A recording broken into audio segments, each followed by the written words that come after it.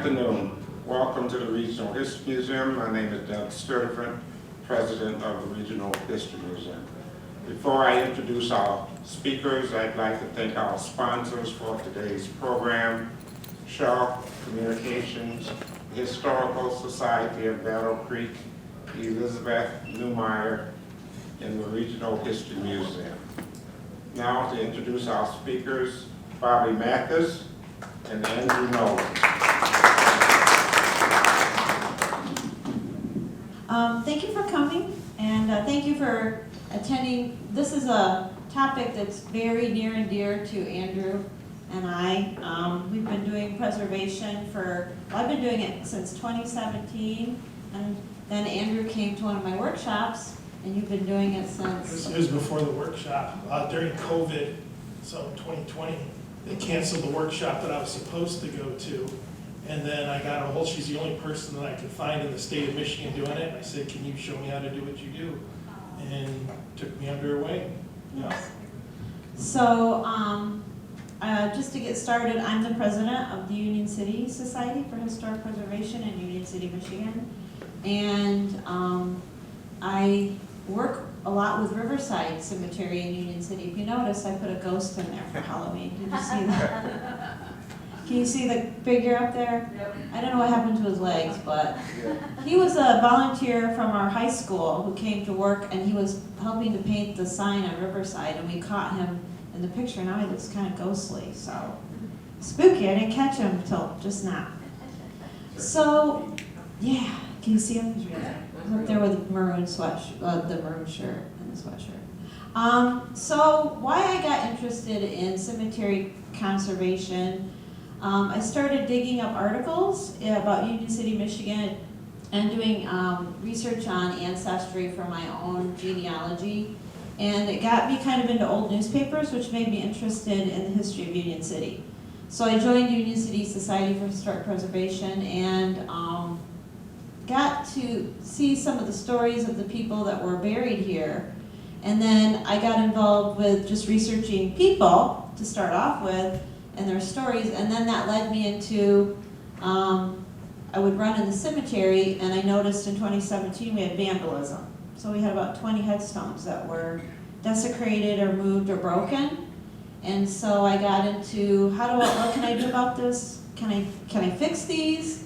So I got involved with a group called Cemetery Conservators of United Standards, and they teach classes on how to repair headstones and tombstones, and that's how I got my accreditation to do this work, because I wanted to make sure that I knew what I was doing before I started. So that's a little bit about me and how I got going into this topic.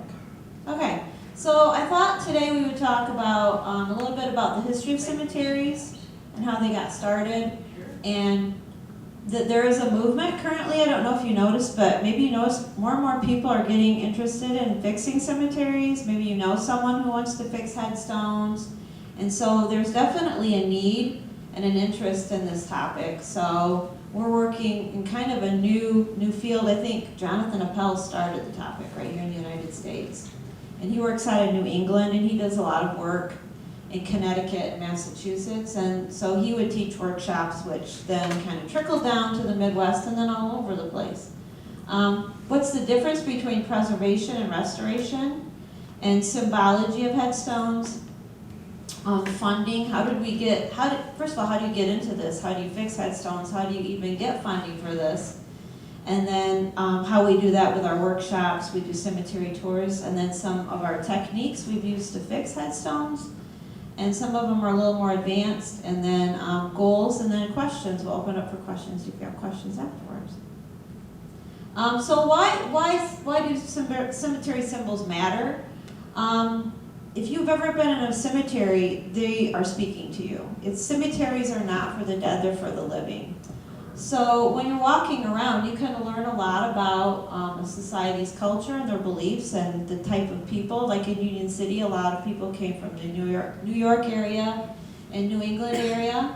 And so a lot of their early tombstones reflect New England and their symbols that they used out there. You read a cemetery like a book, and if you're looking at them, you can tell a lot about where they're from and your ancestry.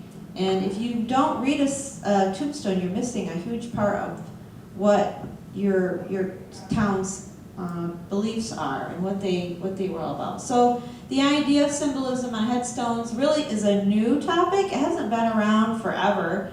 It started basically, they had wooden markers and things like that. And in 1830, they started figuring out that they could put things on headstones besides just basic general information, which would make it more meaningful. And this went up until the 1900s with the Victorians. So they loved symbology and even competed with how deeply they would mourn their loved ones. So today's symbols are more literal. So if you look at this example, on the top is an older version of a bird, and the bird has a olive branch in its beak. And that usually for the Victorians, does anybody want to guess what that means? Peace, yeah.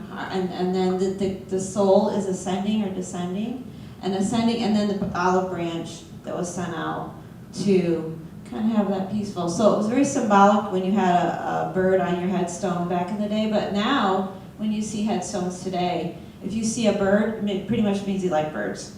Yeah, I like a cardinal. So when Grandma has a bird on her headstone, that's what that means. Grandma probably liked birds. But back in the day, it would represent her faith and what that means. So cemetery history. So before 1831, America really didn't have cemeteries. In fact, Union City, they called it Union City Burial Ground. They didn't call it Riverside Cemetery. It's a new concept. It's not that Americans didn't bury their dead, obviously, that just the idea of the huge park-like graveyard cemetery didn't really exist in the sense that we know it. In fact, a lot of them didn't believe in having nice manicured lawns. They would just let the grass grow, and because they didn't want to have to worry about that. So with the construction of Mount Auburn Cemetery, which is in Cambridge, Massachusetts, the movement began to catch in America. They started planning out huge cemeteries and plots where families could be buried together. Do you know the difference between a cemetery and a graveyard? One's with a church. One is with a church. Which one is with a church? One of those. Graveyard. What? What did you say? One of those. One of those. And then a cemetery is kind of standalone. You don't really have to have an association. It's more secular. The great rural cemeteries came at a time when there weren't many public parks or art museums and botanical gardens. So this was a place where the family could go out for an afternoon and enjoy time together and enjoy the beauty of nature and being outside. And also they realized when they started having cemeteries in town, they were getting full and packed. And so they thought, this isn't going to work anymore. We need to start expanding out into the country and using more farmland. And Union Cities was donated by several farmers, and it kept growing. The word cemetery is taken from the Greek word koimeterium, which is the word for sleeping place. And the word implies that the land has been set aside as a burial ground. The word funeral is Latin for funeralis, and that means torch. And the Romans buried their dead at night. I don't know if you knew that. And so that's kind of where the whole idea of a funeral and a torch. And then, in fact, I just learned that the Pilgrims also buried their dead at night, so that Native Americans would not be able to see how badly they were faring in the new colony. So that was kind of how it started, and maybe you take care of your dead in the dark and not have to worry about that. So I just asked you the difference between a graveyard and a cemetery. And also, it used to be called Decoration Day, Memorial Day, Homecoming, I've heard it called that. And it was a major social event in communities. So as families started to get farther apart, the invention of the automobile, and they weren't staying close to home anymore, the idea of taking care of the family plot kind of went by the wayside. And so the idea of perpetual care came along. Does anybody know what perpetual care is supposed to mean? Yes. You pay the funeral home and you get a plant Memorial Day and a wreath on Thanksgiving. And I think it used to be $2,500. Wow. I don't know what it is now. Yeah. And I know in Union City, I'm not sure that they still sell perpetual care lots, but that means basically the cemetery takes care of your loved one's plot for you. I don't even think that is a thing they do anymore. Some cemeteries, like the older ones in Detroit, so I'm from Milan, which is south of Ann Arbor.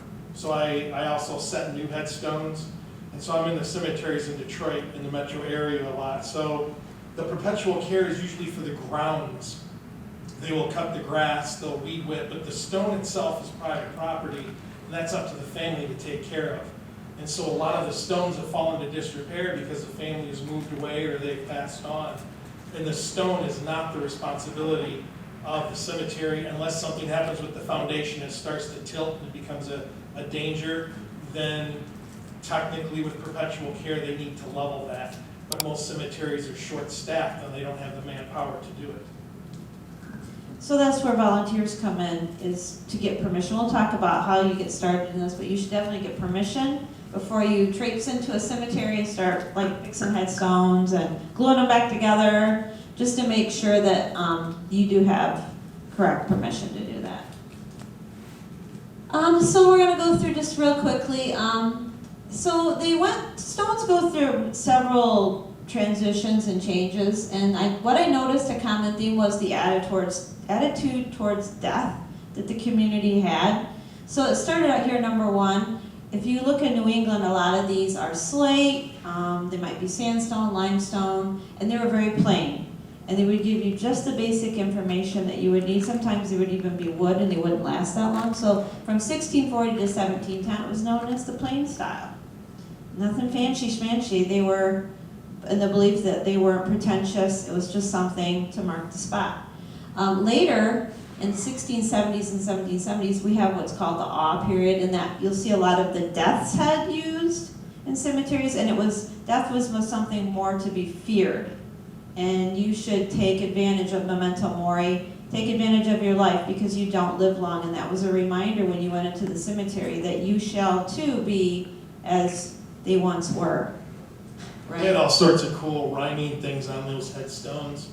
You know, where you stand, I once stood, and you will be where I am now, and all sorts of pretty gruesome, but that's what they wanted. They wanted to kind of give you that information that take advantage of the time that you have. It's limited, and you'll see hourglasses, grim reapers, and then 3. When the Victorians came along, kind of more in that area, you get more cherubs and angels, and now it's more of like a confidence period where you will have an afterlife and you will be taken care of, and kind of they softened that a little bit, and then they went into what we have starting at Union City. I think our oldest one you can find do have willow trees and urns on them, and that's more of the mourning, more Victorian period where they are. Death is very somber, but it's also something that you can't escape it. But they were fascinated with death in Victorian times. And then a lot of you probably recognize number 5, monumentalism. When it got big, things got ostentatious. They were like trying to, who's got the best tombstone? And this is one currently that's at Riverside, Mr. McCrary. And he's definitely a monument. In fact, he stares at his own house. Nice. His house is across the road, so when he looks out, that's what I heard, he's staring at his house. And then down here at the bottom, what you typically see today is called the plain style. I don't like why they call it ignorance. I don't know why that's called ignorance, but maybe we're more ignorant of what, it's more literal. We're not making it something more beautiful and poetic, I think. It can still have beautiful things on your headstone, but it's more literal now. So you can see there's what I was talking about with early symbology. You can see that one up at the top on the left has tons of symbology that is reflected of that aspect of death as something. You can see memento mori on it. Can you see any other symbols besides hourglass and a skull? But the ones with the cannons and the other one was a naval symbol. Yes, so probably maybe a sailor, or it could be anchored in faith. And then I see a grim reaper sickle. I see 2 coffins. And so time is fleeting is something that you need to protect. So it's the death skull. Puritans used it, had strong religious beliefs and very little adornment. Idolatry was abhorrent to them, and their gravestones started with wood and evolved to plain slate tablets until the death's head made its appearance in 1678. And there's typical, if you study in New England, you can study different stone cutters and get to know their stones. Like they would have their mark on the stone. A lot of stones today even have maker's marks on them. If you look down at the bottom, it'll tell you what city the stone was made in. Like we have Detroit, Coldwater, even Union City had headstones for a while. Yeah. Have you run into that where you're at too? Oh yeah, Pontiac, the bigger cities, you know, in the late 1800s, early 1900s. If you look for it, sometimes you're still lucky to see it, usually in the lower right-hand corner of a stone or a monument. On the front, lower? The front lower, usually it's the lower right corner. You'll see like Any- the maker's mark. Anything done these days on the newer ones, Arnett Monument, Woodruff's Downriver Stone design, there's a little, it's like a sticker, like a metal with a sticky back goes on the back of it, but you won't always see that. Like Arnett is based out of Ann Arbor. They've been in business since 1883, but they don't make the stone anymore. The stones that you see in front of Arnett's are actually done by Patton Monument, which is based out of Comstock Park.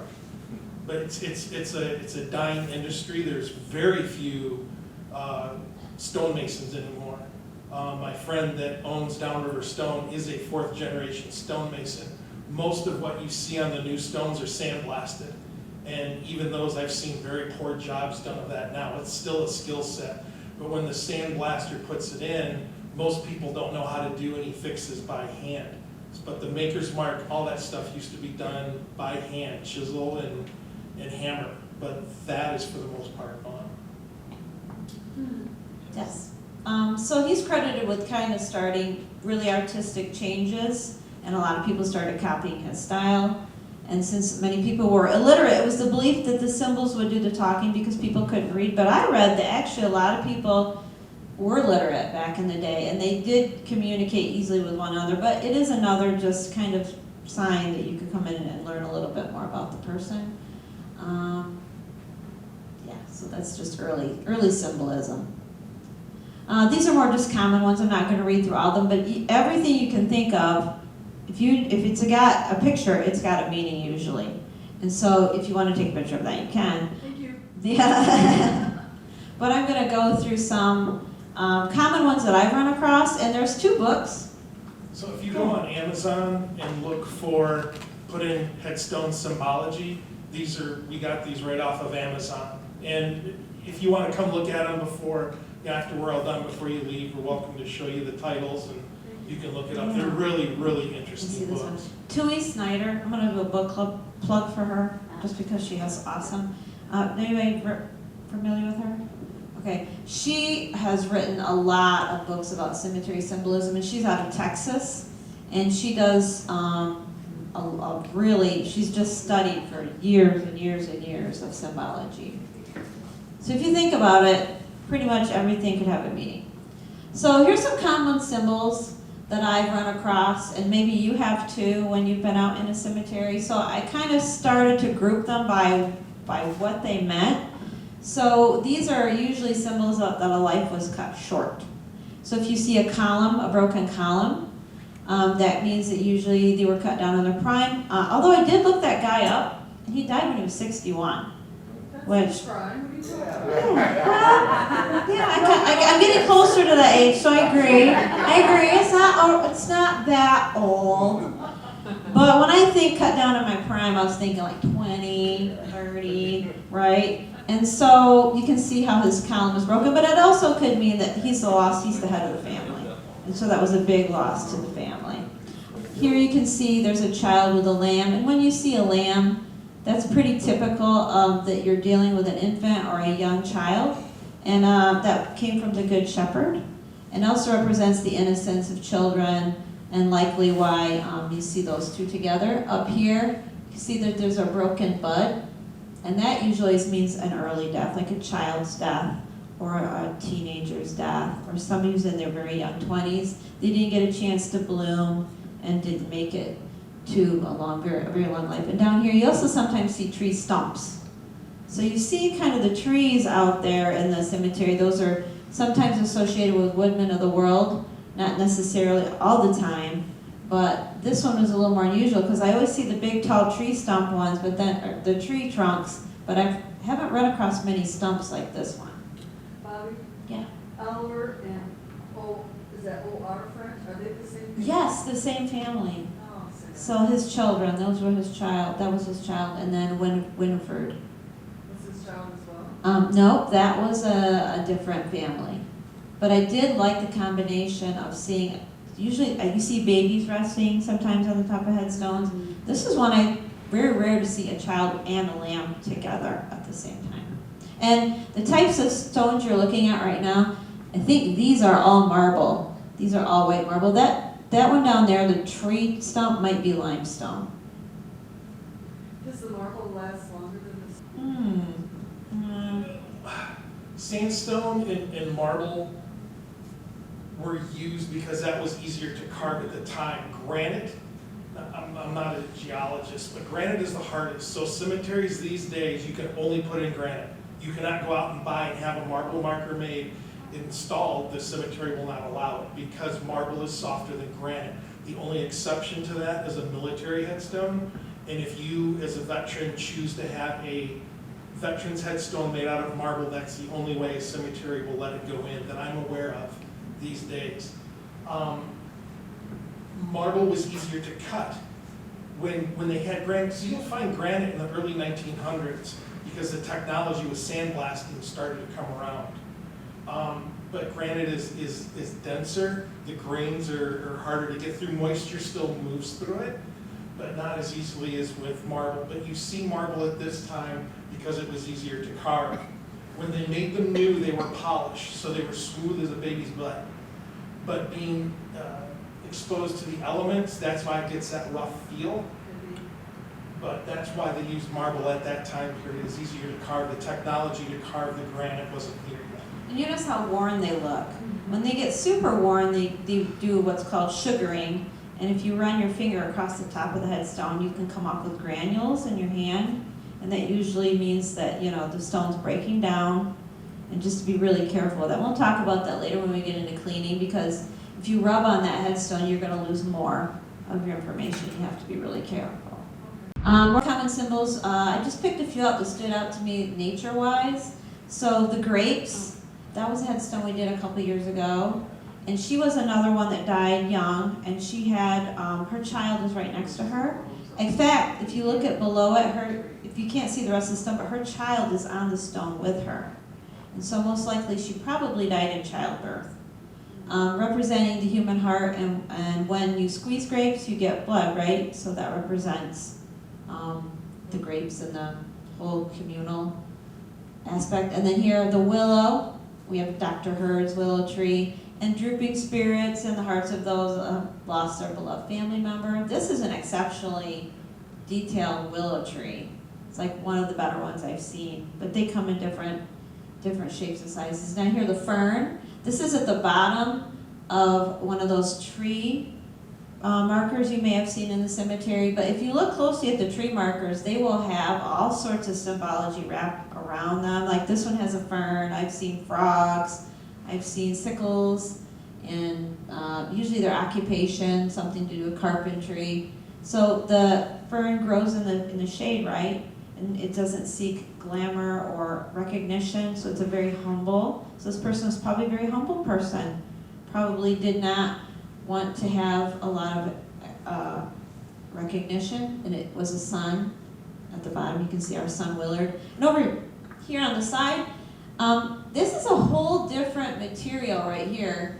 It's not stone at all. Do you know what type of material that might be? Metal. Yeah. Has anybody heard of zinc headstones? Okay. Zinc headstones are completely hollow, and you could order them through a catalog. And they're called zinkies in the trade. And if you knock on them, they'll just sound like you're knocking like on a piece of metal. And you could go and order whatever symbol you wanted for your headstone. And so this person ordered a sheaf of wheat, and you can see it's got the sickle. And that usually meant that they were well into over their 70s, led a very full life. So they were hard But still young. But still young for someone. So yeah, zinkies are a popular one, and they don't deteriorate as like at all, really, unless they get hit by a lawnmower, which can be very bad, and they can rip those up, and you can't really repair those. So are they still allowed in cemeteries? Zinkies, you cannot get zinc headstones anymore. In fact, if you go back, so that stopped about after World War I because of the drive for metal, and you couldn't use metal anymore, and they needed it for the war effort. So they and it became very garish. It was very bad taste to have these metal. They look kind of like, I don't know, not in favor. I'm not aware, bronze is used a lot these days Mhm. for markers, and those are made in Minnesota and Georgia, Yeah. but I don't think anybody does zinc anymore. I don't know how affordable it would be. At the time that they installed these, it was considered the poor man's granite. Zinkies were more affordable than granite, you had to have some money. And so they would go with these, and they knew that it would last a long time. Typically, the taller pieces are still fine, but usually when you see a big stone, it marks the family plot, not necessarily a grave. And the grave is marked by one that says mother, father, Right. something like that. And the smaller ones, and those are the ones that the mowers can hit. And once it's hit, I am not aware of any repair that you can do with any of them, unless you're maybe an incredibly skilled welder of some sort, but then you're gonna have the scars on. You're kind of done. And once that's hit by a mower, there's nothing that you can do with it, I'm aware of. And I also heard that they took the panels off and hid alcohol in them in the Prohibition era. So if you hide your booze, you can put it in the headstone. Because the Party in the cemetery. Yeah, the right. monument, a lot of stones, even marble stones, you could order from Sears catalog. Back a long time ago, Sears catalog, you could pretty much order anything, a house, a headstone, you name it. With the zinkies, you would order a certain model, and then the panels is what you would personalize. And then so they would just mass produce the monument and then just individualize the panels that went into that monument as they were ordered. Yeah, because zincs are all one piece. They're just all one big piece of metal. Talk about some hands and fingers, because you've probably seen a lot of those. So there's so many hands out there, and there's so many different ways that you can interpret hands. Mostly you see the clasp hands. That's usually, you can tell a couple of things I'm going to talk about. For example, the one on the top is always the deceased one. So that would be a female on this headstone that has passed away. And you can also tell by the cuffs on their hands. How did you know that's a female? If you- Yeah, well, that's Catherine, but it also her cuff on her hand is very fancy. You can see it's a more feminine cuff. And then the one on the other side is a male. And he's greeting her, and he's shaking her hand, so he's greeting her. He's saying you're entering into heaven. Also, I'll talk about it in the next slide. There's things that go along with how it's grasped and what level the hands are at. So they're on the same level. So this is probably a husband and a wife. The hand might be a little higher. It might indicate like God, someone a little bit higher up reaching her. And then fingers pointing up, cemetery for heaven. And the departed had gone to heaven, and beckons your grieving ones to look upwards. And then obviously they can be holding things. I've seen hands holding anchors. This one is a bouquet of flowers. So he was also cut short down in his youth. You can see the broken bud falling down underneath the hand. And that was probably in his prime, and then his bud is broken off as well. And that's a young man's hand. Do you see the bud? You see the bud? I do, yeah. A tiny little, yeah, it's a little broken off piece down there. And again, these are all marble. Legacy symbols. Yeah, so here's some more unusual ones that I saw. Now when you see a finger pointing like this, that was usually a Mason. So there's like secret Masonic handshakes. And then so her husband was probably, or brother, someone she knew was a Mason. And that would indicate if two were pointing out, like if a Mason was buried with a Mason, put your hand out like that. So if we did this, and you can't see my finger, but we make the Masonic symbol with our hand. Oh, I see. Do you see? And you're going to see a Masonic symbol in the next slide. Are they doing that in that one? No, because she's a female. Women could be Masons, but they were Order of the Eastern Star. They weren't Masons per se. This one is a Jewish headstone, and it's called the Hand of Cohen. It's a Jewish symbol, and I don't have it run across that very often in where I've been, but I'm sure in bigger cemeteries, now you've dealt with, in the future, you're gonna talk a little bit about some Jewish stones that you've worked I've on. not seen that. I've been No. to some big Jewish sections too. You can see the That's it. Hebrew on it, and it looks like the sign from Star Trek. Yeah. It's because it was from the clan of Cohen, and that's where Leonard Nimoy got the whole Vulcan symbol, because he was Jewish. Yeah, so I thought that was an interesting one, Isn't and that Nanu from Mork and Mindy too? he did that, yeah. Okay. And then over here, the finger pointing down, that is a sign that that person was taken very unexpectedly, their death wasn't expected, and then the swirly things are the clouds, and it could also indicate the Holy Trinity, and the chain, the broken chain, that the family connection has been severed, has been broken. And there are other things with chains too that we'll come across here in a little bit, because there's some societies that use chains as well. But those are some typical finger things going on in the cemetery. Societies, so there's the Masonic symbol down there. So if you ever see that on a headstone, that's definitely a Mason. And it stands for, there's usually a G in it, there's the carpenter square and the compass, and how, there's a lot of mystery around the Masonic Society, but the G is either for sacred geometry, the universe, or God, or guardianship, or generations, because Masons would pass down the legacy. And you can see the influence of the Masonic handshakes probably were taken and used on headstones just because of that reason. So if you were a Mason, you could only be a Mason if you had a good moral compass, you were straight and true, and you could belong to the society and pay your dues. If you didn't pay your dues, they wouldn't be able to kick you out. So you probably know some Masons still. This is the Scottish Rite. I didn't know what that was for the longest time. I'm like, what is that? That's so cool. And then I ran across, he was a 33rd degree Mason, double-headed eagle.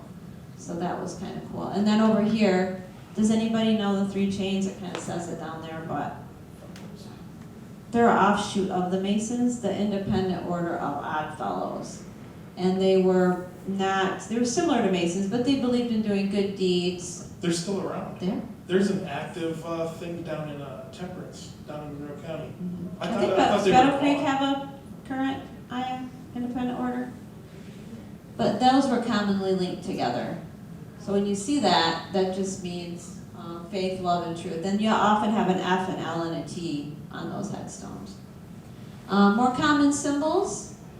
Draping, when you see like an urn and a draped, anything draped, clothing, the veil between heaven and earth. And usually when you would have a funeral, the person being buried, you would walk into a room and there would be a veil that would separate the living from the dead, and that just symbolized their entrance into another world, another realm. And so the Victorians loved this. They loved draped things, and just indicates mourning and mortality. And a book. Books can mean many things, right? Could be the Holy Bible, could mean the book of your life. Basically just anything kind of telling your story. And then the anchor could mean he's a sailor, but more than likely it would mean that they were anchored in faith, anchored in their faith and beliefs. And then, like I said, it could be a seaman, but I looked this guy up and he was not in the military, so it's probably more to do with his beliefs in the Christian faith and hope. These are more unique. We can talk a little bit about that one. Andrew came, yeah, I call this a Tootsie Roll top, because it looks like a Tootsie Roll, but it's more like called a bolster. Actually has a name, and it's also called a pillow top because the Victorians believed that death was just the final sleep. So this is more like a pillow. And then that broke off. Actually, a big tree came down and hit that and knocked the pillow top off, and it was a bear to get that back up on the top. If you see it sitting on two cradles, like two little holders. And when that came off, it knocked off one of the cradle platforms, so that had to be repaired, and I had to have my friend Andrew and 4 other guys come out, and I think you were there too, Michael, for that one, and to put that back up on top of that headstone was a challenge, because those are way, That's fun. Yeah, it was fun, but it was like I was holding my breath the whole time they're putting it back up That there. probably weighs in the ballpark of 350, 400 pounds, the size of it. Is And we- that a tree in the holster? Yeah. No, it's just where it's broke, it's just carved that way, or. Yeah, On the so what you see on the side of the Van Schrock, that's called rock face. So in the business, you've got smooth cut where it's saw cut, and then the rest where you see the roughness, that's called rock face. And you can get that on even stones today if you want a smooth cut and polished. If it's rock face like that, it's not polished. yeah, and these are all granite, by the way. Every single one of these is granite. So, when it took that one out, it was a big task to get it back together. The cube, kind of sacred geometry, could be, this one says, I don't know if you could read it, everlasting life. And it was grounded in the earth and heaven. And so it could be a Mason, because they had a lot of beliefs in sacred geometry and geometry itself. And since it could just relate to heaven and earth. And one pointing up, one pointing down. And over here, the globe, this one also had to be put back up, but several years ago before I got to Riverside, it's just basically the soul waiting for resurrection. So if you have these rounded shapes, it's really hard when they get broken to fix them, to get them back up on top. And those are not mounted. So the third generation stonemason that I know, he explained to me, and I don't think he was pulling my leg, but the balls are never attached to the rock because the ball has to be able to slowly turn with the spinning of the earth. And so you don't adhere that to the top. Same thing with the Tootsie Roll, that's just sitting on there. Normally the weight will keep it there. That rolls? Yes, if you had to put like a time stop, like a photography thing, I imagine over time it would move a little bit, but he told me they do not. And I've asked other places, other cemeteries, these are fairly rare, the spheres. But they never put anything on there to keep it from moving, so it can move. And you can see the growth on it, so it's not moving that fast because there's stuff growing on it. It's spinning common around, sense. it's like, But if, like I said, if you had like a time exposure thing and watched it over a decade maybe, it does move just a little bit. That's what I was told. yeah. I have seen that my whole life, and I never knew that. Isn't that fascinating? I would have marked it somewhere. Yeah, so you can tell. Okay, when- Sit out and watch it spin, yeah. That's right. You got nothing better to do. So I love these two headstones. These are two headstones that are in Union City. Union City, the other one was Mr. McCrary looking at his house. So we have three really big, impressive monuments at Riverside. And I found their pictures. I thought it'd be nice to see what they look like when they were alive. Yeah. And so sometimes you'll see an angel, but when it doesn't have wings, it's called a florent. So when you have any figure that is standing above a headstone, it's called a florent. And she's representing Saint Diana. And I don't know if you can tell what she has in her hand. Can you see what she has in her hand? It's a rose. She's holding a rose out to you. And she's dropping her blessings on you. So when you come to visit her, she's like ensuring you that everything is okay. I'm in heaven. And my husband is in heaven, and you're going to be in heaven too. So she's kind of dropping her little blessings down on you. That was Cordelia Scott. And according to her obituary, she was very keen of insight and possessed exceptional business ability, and her friends deeply regretted her passing. She died after her husband, who was a very wealthy farmer. His name was Orley Scott, and then she remarried a doctor from, I think, Teconcha. So she had plenty of money. In fact, do you know how much this cost back in the day? $4,500, which would be the equivalent of Just the statue or the whole just monument? the whole monument was $4,500. Because you can't tell from this picture, that monument Oh. is huge. It's about 30, 40, yeah. 30, 35 feet up in the Yeah. air. Yeah, and so that'd be like 50,000 today, maybe close to 6. I don't know, a lot. It'd be a ton, and then that's in like 11 pieces. So when you look at a headstone, you can tell the sections how tall it is. And this is my other favorite one. This is Carolyn Hurd's monument, and she lived in our Victorian villa because it wasn't the Victorian villa then. It was her beautiful home. She's married to Dr. Theodore Hurd, And she was a philanthropist who gave back to the community. She had a lot of money and she was very faithful. So when you look at her headstone, everything about her is there relating to who she was. Her faith is represented by the cross. The roses are represented that she had a full mature life. And if it's a garland of roses, that she had, she had much grace. She was very poised. She was very, just a very classy lady. And her hand up on her chest just represents charity. And usually every statue would be represented by the 7 virtues that the Victorians believed in, like faith, hope, temperance, things that were qualities of life, qualities of her. So these represent, that's kind of who she was when you look at her. So in the Victorian age, I'm sorry. No, I love these questions. Did they plan their own headstones or their own monuments? Or Yes. did their family do it afterwards? Oftentimes, like Mr. McCrary, I think he must have picked all his stuff because there's a lot of symbolism. There's like a log next to his foot, there's a watch, there's things where his hands are placed. I think you could pick standard things, but I think you had some freedom in what you could select, yeah. Because it takes a lot of time. All this stuff was done by hand. There is no sandblasting at this time. All these things were done by hand. So, yes. So back to cemetery preservation. So these are beautiful things about headstones, and but they don't last forever, right? So then you got to get involved with, okay, can I fix these? And so, like I said, there's been a recent movement. My friend Andrea, who couldn't be here tonight, she's working in Evergreen in Girard. I can hear the rain.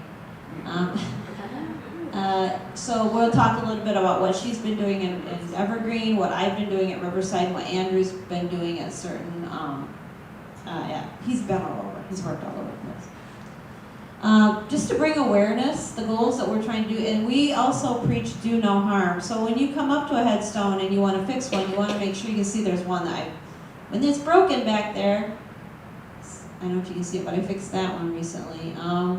Just to make sure you're not doing any harm.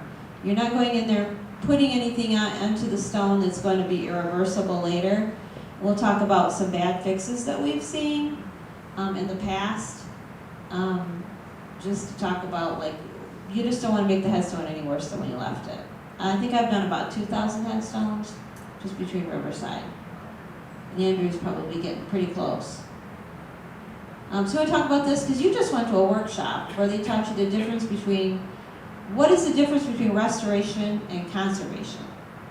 So conservation is where you're trying to just conserve what's there, and you're not trying to make it look like brand spanking new.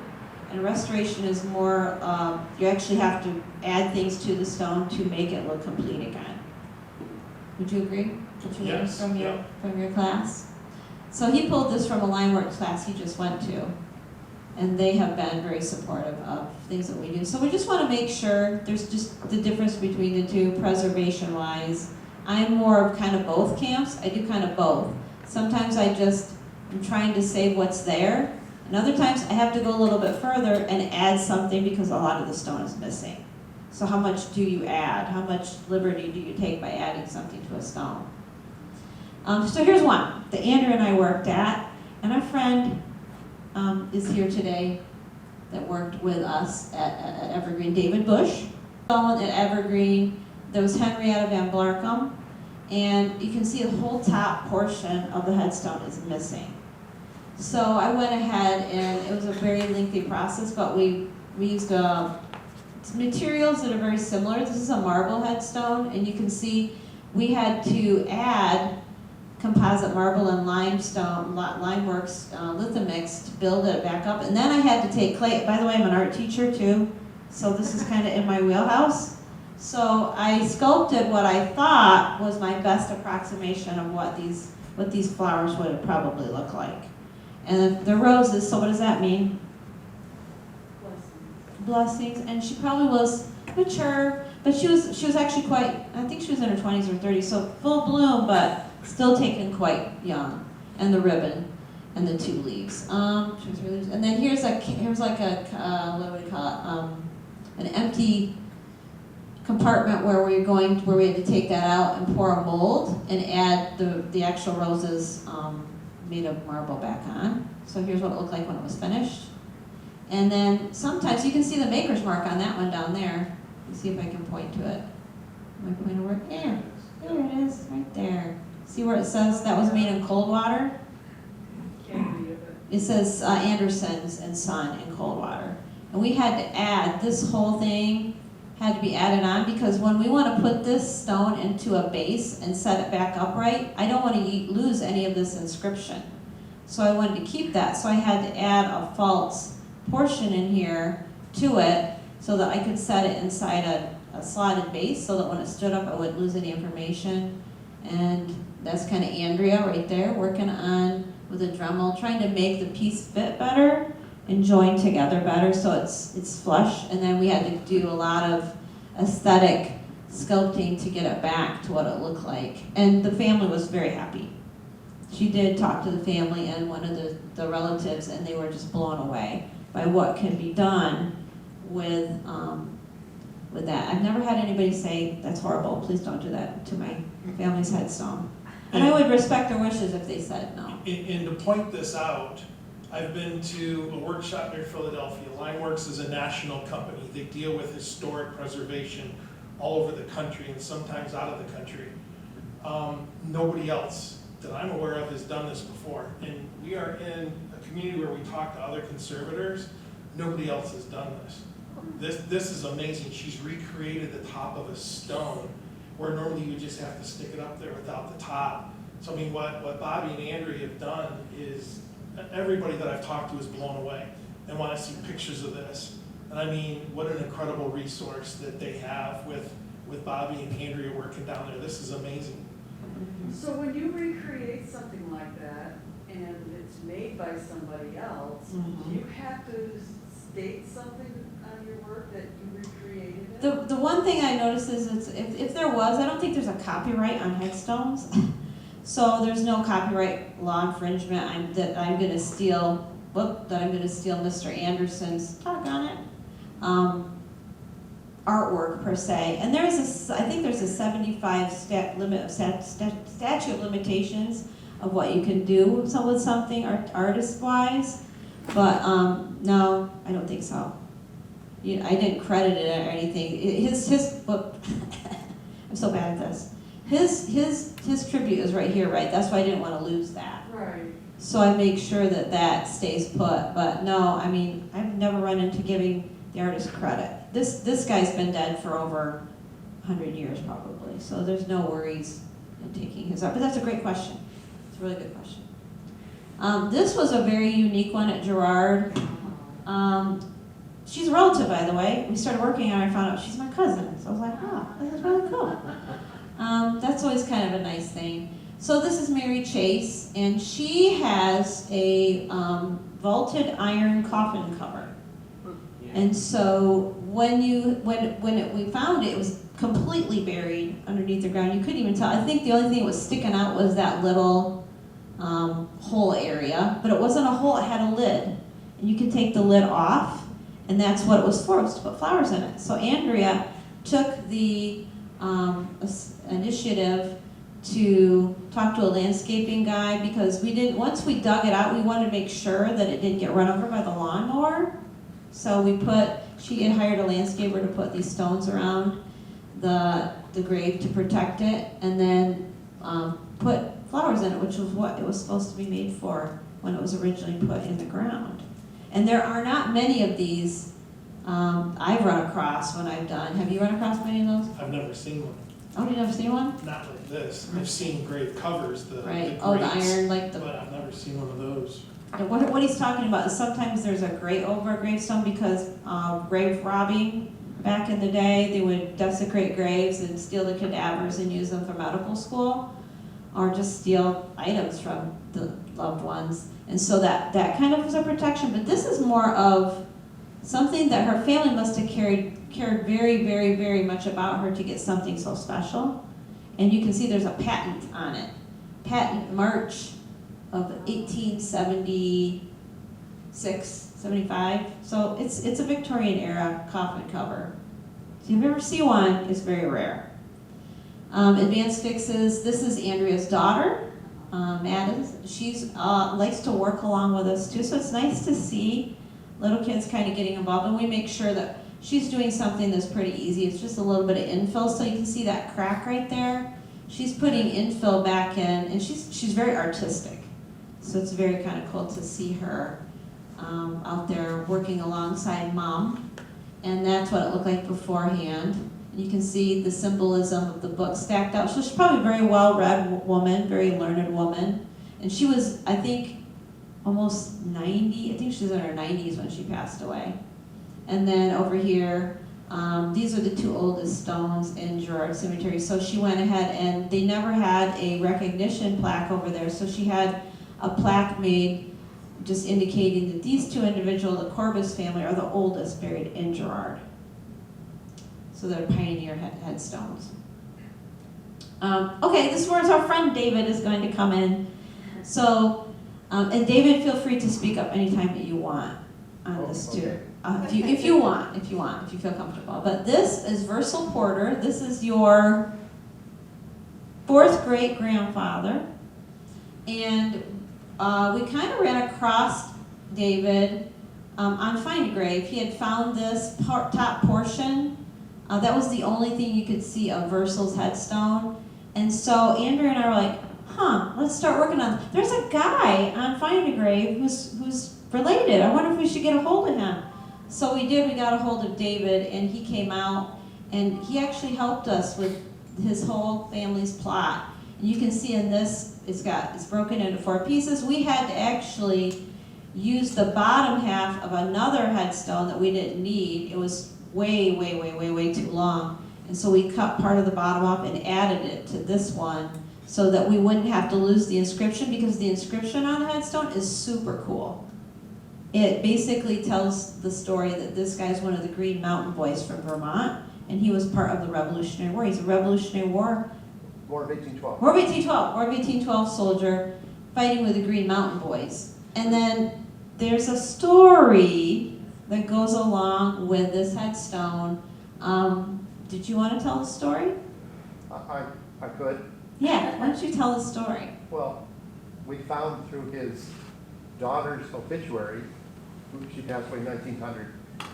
At the very end of her obituary, it mentions that her father raised the white rooster noteworthy of the Battle of Plattsburgh, Yes. 1814. So we had to look up and see what that was. And the story, Battle of Plattsburgh, was kind of what saved New England. The British were coming down, and what stopped them was the Lake Champlain battle.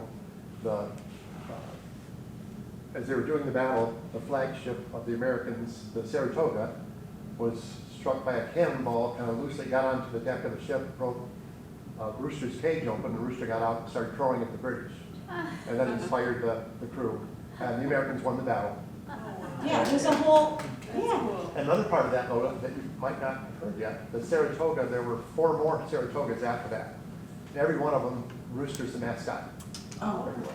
And every year Plattsburgh has a rooster festival, and you can come out and celebrate the honor of this plucky rooster who crowed and saved the whole fleet. So we found a rooster, and we kind of put it out there, and it's kind of a neat little thing to see when you go out to Evergreen. If you ever get out to Evergreen, make sure you check that out.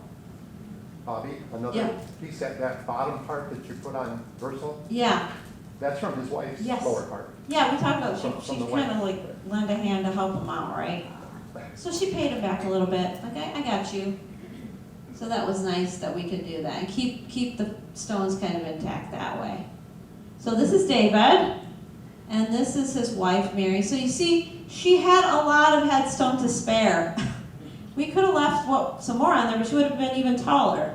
So it kind of would have got weird to have it way tall. And you can see on the top, there's a plinth at the top. And there used to be one on Versal's too, but we couldn't find it, could we? We dug and couldn't find the top of that one. I think that held plants, like you could put a plant on top of it. And so we've done our best to kind of, and we put D2 on this. We'll talk about D2 in a little bit, but we sprayed it with a biological cleaner that turns it, just kills the growth and kind of makes it more manageable so you can read it, and it will whiten over time. And this is David cleaning parts of the headstone. You can see how long the parts that were buried had been lost. They were gone. So without digging and probing around, you would have never known that those parts of that headstone were there. It's like the missing pieces, and now we have before you would have just seen Ursel Porter. And now you have this whole story that goes along with it, and we're attaching plaques. You can see that have family information. So when you come, if you are related or you just want to know what the story, the whole story is there now. It's awesome. When you say buried, how far away are those pieces from stone usually? Are they close? What, these? Yeah, when they break off. Do they Oh, break they're off? right underneath the And headstone. then you have to dig a little bit or probe Yeah. to find out. Okay. So you kind of probe around. Usually. Usually they're Sometimes they will take a piece, I don't know who they are. Sometimes they'll take a piece and it can be moved, sometimes with vandalism. There's a cemetery in Indiana where they purposely took stones and took them to the other side of the cemetery and broke them. So when done naturally, they're right there. But I have found footstones. So you got a headstone back in this time, they would make a footstone, you would just have the initial, first and last initial, and it would be 6 feet down where the feet would be. A lot of times those are picked up and moved just because of the inconvenience of having to cut around them, but usually your pieces are close by, but they have been known to be. And when you want to borrow something from, like when we did that one, we cut that, you have to use like a masonry saw blade to cut those with a diamond blade tip on it. But it was very cool to work with David, to actually work with someone who was related to the people that you're working on. It makes it so much more meaningful and real when that happens. So here we go to Riverside. This is one that I worked on. So you can see the original condition. And the original fix, it was broken much longer before I got to it, but do you see how they fixed it originally? Nails? They're pins. They're nails, yeah. They're iron pins, and if you look at the back of it right here, you can see there's a bar with 4 iron pins sticking out of it. So when we run across people are like, just pin it, just put a pin in it.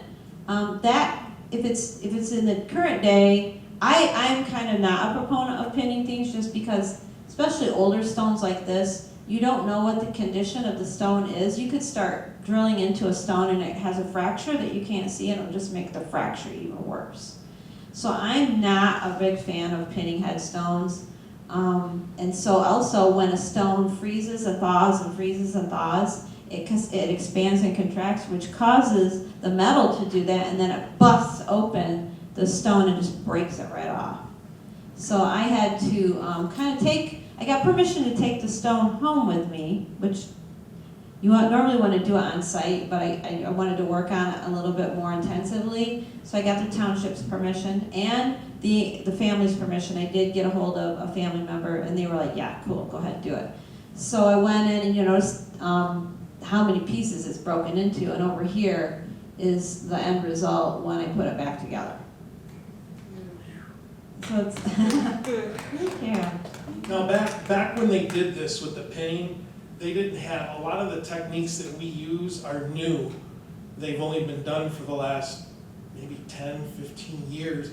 This is all they had. So I don't Right. condemn anybody for trying Right. to fix it, but that's not a good thing. When we talk about pinning these days, it's not so much putting a pin through it, it's about taking 2 pieces and putting them together, and I'm not a big fan of it. There's certain circumstances for it, but yeah, they were trying, and had it not been for that, half those pieces might have been scattered had they not done that. And also, over time, it was sinking, and you would eventually lose that stone. It's just going to sink into the ground and not be able to see it. More things I've done at Riverside. So benches. I found this bench down in the hillside that belonged to Colonel Mosley, and so I had to make a new back seat and back panel and seat for that. It's not perfect, but hey, at least you can sit on it again now, right? It's out of the woods and it's reusable. And I've seen multiple people enjoying my bench. Well, I shouldn't say my bench, but I feel like it's my bench. I'm protective of my bench now. So I'll go by and kind of check the bench out, see how it's doing, and it's lovely to sit there and look out at Riverside. It's just awesome. And over here, this bottom part, I know it looks crooked, but I didn't do this part. This part down here isn't me. I did this part right here, so for the longest time it had broken on a slant, and it was the hardest stone to fix until I got some more knowledge on how to do that. But just another example of work I've done. Another one, that's a busted pieces, so I'm trying to make it look nice again. This part right here is really hard. This needs more sculpting here, but that right here was a past repair. Somebody had tried to repair that before, and it had used epoxy, some sort of weird gunky gray epoxy, and I had to chisel it all off, and then the rest I had to recombine back together. And notice again the finger pointing at the Holy Bible on this one. All right, so this is a little short video. I think I can play it. I'm not sure how to play that. If I can do that. Now we're gonna have to put something in there. I off my racket and stuff in that level. You want some pieces? We'll probably chuck some in there if we need. So this is Andrew with his big yellow rig. You want to talk about your fix? So for heavier stones, big stones, it's masonry scaffolding, and I have an I-beam that goes across the top. It's a $1,500 piece of equipment. Not everybody has access to something like that. But what we've done here is, before Bobbie's workshop, she and I go through, and she picks out the things that she wants to do, and then we talk about the possible fixes. In this case, the base that was there was too far gone. There's no historical significance with the base. It was just what held the stone up. The significance is with the stone itself. So what Bobbie did is she made a brand new base, and then now we're getting this stone up. We're going to put it and set it inside the slot. And you heard me ask about pea gravel. If you look, the corner is broken off on the stone. So when you set it down in there, the stone is going to lean to the left. You normally mortar those in there, but in this case, we wanted to put a little bit of pea gravel in there to help keep the stone level so that it wouldn't tilt to the left. And that's what we were talking about. Once a little bit of pea gravel's in there, we set the stone down, we get it as level as we can, and then we take our mortar and we mortar it in around the side. And that's how you make a new base. And these are things that we go over in our workshops on how to do these things. Okay, I'm gonna let you take over.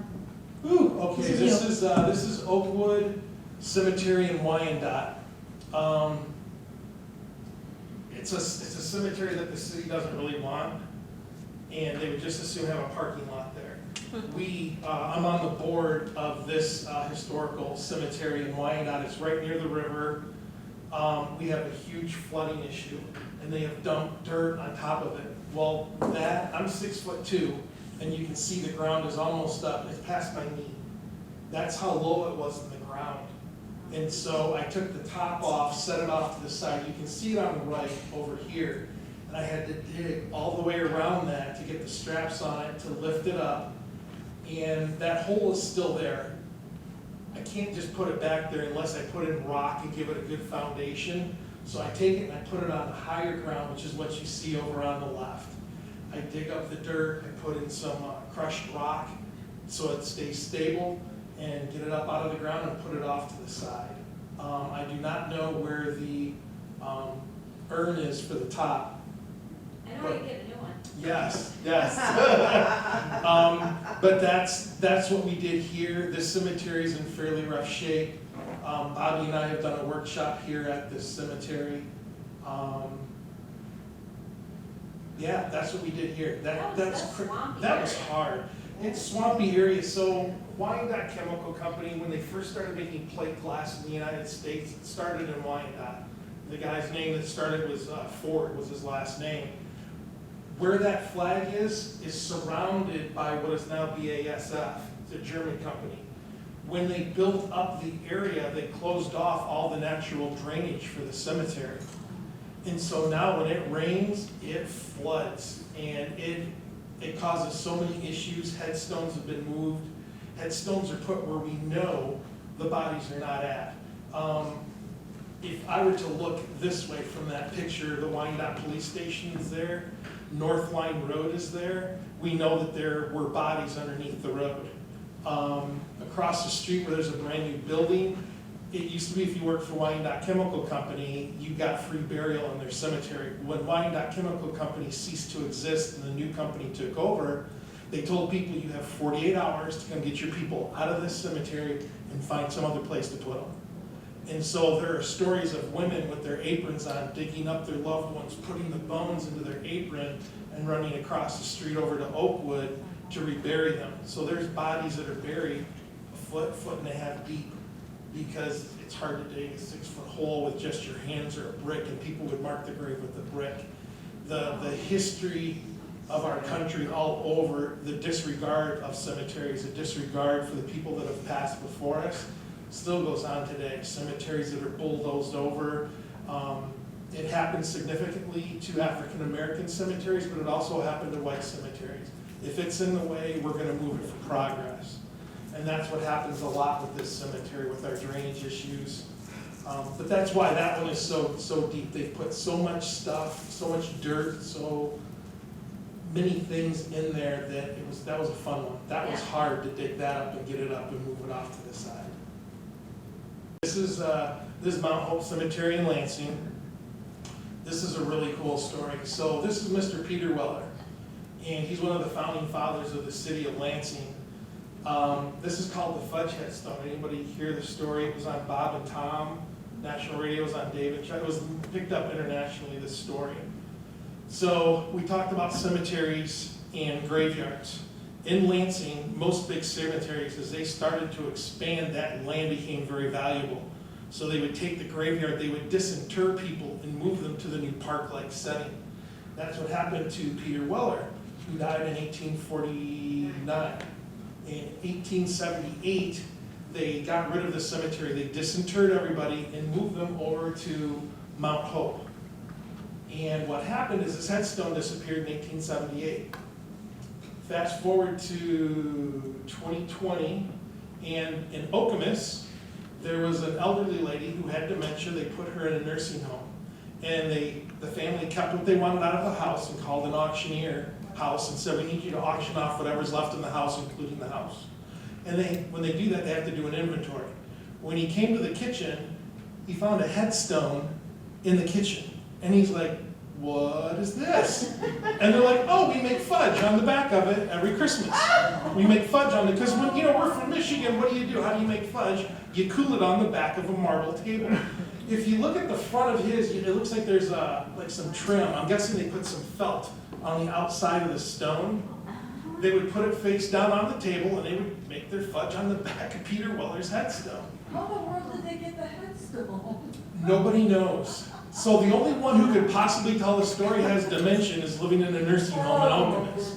So he's like, okay, and he put it up on the auction block. A gentleman from Lansing, retired, living in California, his hobby is to go around to these auctioneer websites and see what's for sale. And he found this headstone, and he called the Friends of Lansing Historic Cemeteries. They look over 3 cemeteries, including Mount Hope. He called up there and said, Peter Weller, he's buried there, right? And if so, does he have a headstone? So in February, the people from, Loretta Stanaway is the president of that group. She goes out there in February, they're clearing snow away. They find the plot, but he has no headstone. He's buried in a family plot, which is right here on the right. That's his daughter next to him, another daughter. His daughter-in-law is the one that you see the back of. They went up there and looked, and no, that's his headstone. So they called the auctioneer and said, listen, that headstone, that's that guy's headstone. That's not a mistake, it's not a duplicate. He's like, oh my gosh. I let the family know. He pulled it off the auction website and delivered it, and they flagged it so that the lawnmowers would run it over. And then Loretta and I met each other on a Historical Society of Michigan meeting on cemeteries. She and I connected, and she had me go up there. And if you look on the left, I got to install his headstone back over his grave for the first time since 1878. which to me, that's very humbling. That's an honor for me to be able to do that. That's how it's supposed to be. And then his daughter's stone, that was broken in 3 places and was back behind it. And the bases that you see here, they were buried about 18 inches deep in the ground. Peter Weller's stone, this is called a tablet headstone. There is no base. It was never designed to have a base. It went straight down into the ground, and that's just how it stays. His 2 daughters have bases, and so I put them back into the base.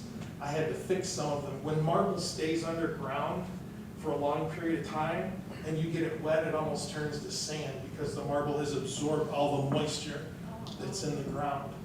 So what's to protect his from doing that? From, The moisture and the, like, nothing. So when they made these headstones, marble, when it was, remember I mentioned that it was polished? If you go up there and you touch the back of Peter Weller's stone, it's still polished because it's been inside for so long. I'm guessing when they moved it, somebody in that woman's family took the headstone and like, take it home, use fudge making for it. How far away was it from the cemetery? Okemos is right next to Lansing. Okemos is a suburb of it. I don't know where they lived in Okemos, but that's what Loretta told me. All 3 Lansing channels were up there. It was a really neat story, but to get the whole plot back together, one of the things that I have to do is because I travel to do repairs, I have to come up with methods that in order to keep the costs down for people, I have to fix it as quickly as possible. In this case, this whole job took me 2 days. So I have to stay in a hotel, and that cost goes to the people that hire me. I'm trying to do things as quickly as I can. I want people to hold on to their money so that they can keep the cemetery going. I do it as a business. This is like a part-time job for me. I work part-time for the Washtenaw County Sheriff's Department, and I do this. And so this isn't my sole means of income. I'm retired. But I don't want a lot of money. I'm not trying to get rich off of it. I want to conserve and preserve cemeteries and people's history and stuff. So Well, back it up, do that be more preservation and restoration? yes, yeah. And so how is that? So in 100 years from now, the bottom of Peter Weller's stone, because it's simply in the ground, it's going to deteriorate. The stones, they knew they weren't going to last forever. Granite will last way much longer than marble will. Now, I have not been out to Nevada. I go to John Appel's workshops so that I can learn from him. He's been doing it for so long. Out in Nevada, where the atmosphere is different, you can go out to cemeteries in Nevada and the stone's still polished. It's not deteriorated like they are here in the Midwest because of the weather.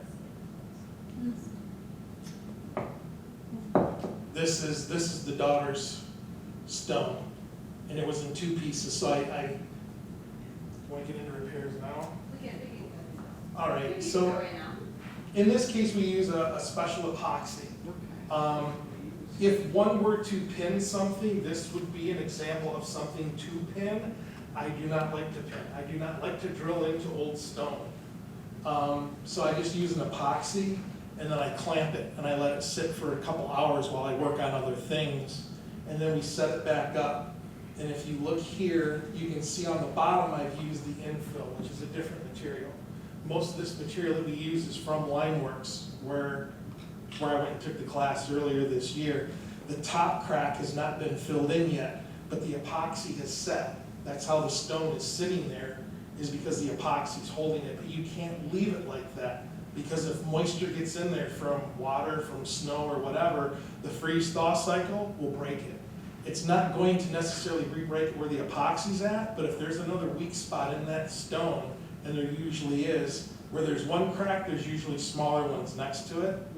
And with the freeze-thaw cycle, if you don't fill in that crack, it will burst the stone. It will create a new break. This is, if you've never seen a glass headstone before, there's a glass headstone. I talked a bit about Mr. Ford and Wyandotte starting plate glass. He left Wyandotte and went down to Rossford, Ohio, which is a suburb of Toledo. Ross and Ford are two family names put together. That's where they kept on making glass. This gentleman is buried in Monroe County, and he worked there. And so they gave him, they don't know if they gave it to him, but he has a headstone made of glass, because that's where he worked, was at the Libby Ford Glass. And if you look, that's the growth. So it's like 4 pieces of glass put together, but as tightly as you can put them together, you can see there's growth getting in between the pieces of glass. That's what's causing that darkness. And something similar happens to stone, but we don't have like a side view of stone. That's similar to what happens with headstones. The stone absorbs whatever you put on it, which is why it's so important when you clean stones to make sure you use the right material to put on the stone. So that's those two. Over here, we're in the Jewish section of Mount Hope. This is one of 2 brothers, one of 3 brothers, but the only other brother has one that matches like this. Did I give you a picture of the back with the Hebrew on it? I have it. Okay, so this is Morris, and his foundation was underneath the ground, had to dig it up. You put crushed stone down, and you level it, you remortar it into the base like we talked about, and that green is because the stone's been sitting face up for so long, and that stuff is growing into the stone. What you see on the glass is what's happening over here on the stone. But when I get the stones up out of the ground, they had no idea that there was some beautiful Hebrew written on the back. You get that on the next slide? Look at that on the left. And so up at Michigan State, there's a group, it's like a club for Jewish kids that are going to Michigan State. And they were there helping, and the kid that was there helped me read, because Hebrew is from right to left, not left to right like we do. And he was telling me what was on the stone, just an absolute amazing, beautiful stones with the Hebrew on it. They had no idea that writing was on the back of the stone. It's until I got the stones up and cleaned them that we found out that that stuff was there. This one on the right, this is what's called a double slant. This is at Holy Cross Cemetery in Detroit, southwest Detroit. If you look where the lettering is, that is where there's no polish. So on granite, when I talk about polish, where there's no lettering or no carving, it's polished. When a stone is polished, it's hard for something to grow on it. The stone can't absorb anything. The polish is like a sealer. When you put lettering on it or designs on it, we have to blast that polish off in order to get the lettering or the design of the stone. Now the stone's absorbed and it can absorb things. And that's why the different coloring. Now this cemetery happens to be right next to a slag field from the Rouge plant for Ford. And when they dump it, all the air pollution that goes into the air, the stones absorb it. And there, if you were to go there, the stones that are supposed to be gray or like a light red are all a really dark brown. Looks like dark brown paint. And D2 will not touch it. The only way to clean these things is to use special acid, and you really have to know what you're doing to do that. We don't teach anybody to use acid. I'm working on taking classes, but trust me, you want a professional to do something like that. What happened here is cemeteries don't always find it convenient to cut around everything. So what they did with this stone is they dug a hole behind it and they pushed the stone flat so that they can cut the grass and just drive over the headstones. The whole section, if you look in the back, see that stone up at the top of the picture?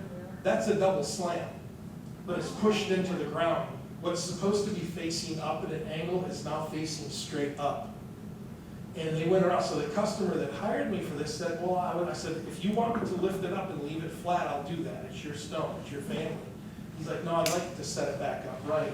So I had to lift it up, very heavy stone, probably about 500, 550 pounds. Lifted it up, and it took 16 bags of stone, 3 bags of topsoil, and a bag of concrete to fill in the hole that this made, that they dug and pushed the stone into. Now it's back upright the way it's supposed to be. Oh, yeah.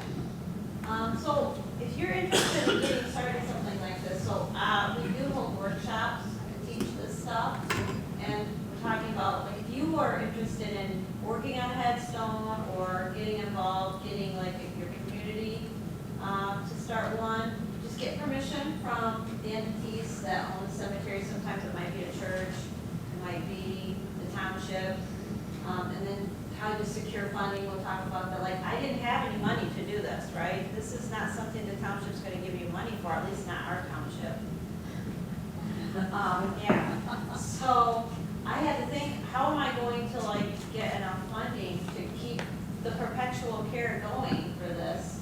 And so I've come up with some programs, and other cemeteries have got programs started that show funding. And then just start your project from there. So funding, let's talk about, this is just another workshop that was in 2018. We teach 6 basic methods of repair, and it's hands-on, so you can see people are getting right in there, doing the stuff, fixing the things. When we clean, we're talking about the D2. This is a cleaning kit you could go out with. Anybody can really clean. You can clean your family's headstone. You don't have to have permission to clean a family member's headstone. But you see the difference between before and after with D2. So where do you get D2? There's a couple places that you can buy it. Usually you have to have it shipped. It comes out of where Connecticut, it's Pennsylvania, Connecticut, They're based out of Ohio, Ohio. but like Atlas Preservation, He sells out of Connecticut. we get it from Holland Supply, which is in Holland, Michigan. It saves us on shipping, but we use enough of it to where we go through a couple gallons. If you don't want to spend $50, it's $49 and some change for a gallon. It's called liquid gold. That's how we refer to it. You can get a quart of it through Atlas Preservation, and they're based out of Connecticut. And it will work long after you spray it. So when you clean it, you're just cleaning it with, basic nylon brushes. So you just douse it with water, give it a good scrub down, and then you're trying to, if you have to, you might have to scrape some of the growth off with like a plastic scraper.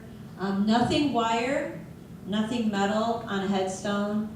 There's one exception, but it's when you're cleaning any part of the headstone that has to come together that doesn't show. No bleach, ammonia.